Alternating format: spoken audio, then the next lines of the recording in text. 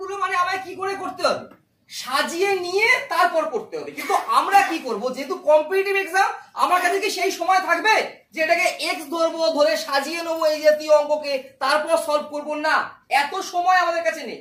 তো কি করে করবো, শর্টে কি করে শিখিয়ে দিচ্ছি। দেখো এখানে কি বলেছে, 24 বছর বয়সে চাকরি পেয়েছে, আর কত বয়স চাকরি করেছে, 4.7 অংশ বয়স চাকরি করেন, এবং চাকরি করাকালীন তিনি মারা যান। তাহলে প্রশ্ন কি করেছে, তিনি কত বছর বয়সে মারা যান।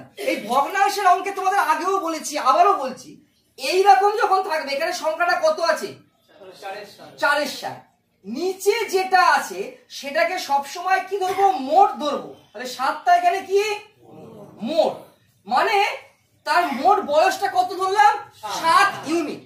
তার মধ্যে তিনি চাকরি করেছেন ক ইউনিট, সবাই চাকরি করেছেন ক ইউনিট, আর এই যে বাকি 3 ইউনিট, এই 3 ইউনিট বয়স তিনি কি চাকরি করতেন, করতেন না তো। তাহলে এই 3 ইউনিট বয়সটা কার সাথে সমান হবে, তাহলে এই দুটোকে বিয়োগ করলে ক ইউনিট পাচ্ছি, 3 ইউনিট, ইকুয়ালস টু কত, 24।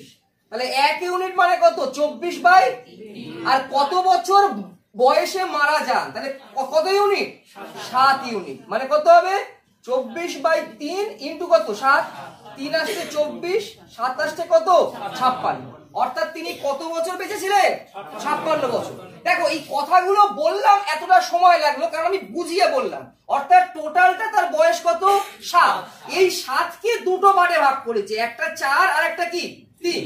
এই 3টা হচ্ছে চাকরি পাওয়ার আগের বয়স, আর এই 4টা চাকরি পাওয়ার পরের বয়স, আর এই 7টা মোট বয়স।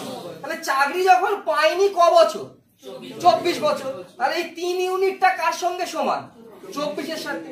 1 ইউনিট মানে 24/3, মোট বয়স চেয়েছে, কত বছর বেঁচে ছিলেন। তাহলে 7 মানে কত, 24/3 ইন্টু 7, 3 আসছে 24, 3 7 আসছে 56। তাই তিনি কত বছর বয়সে মারা যান, 56 বছর বয়সে।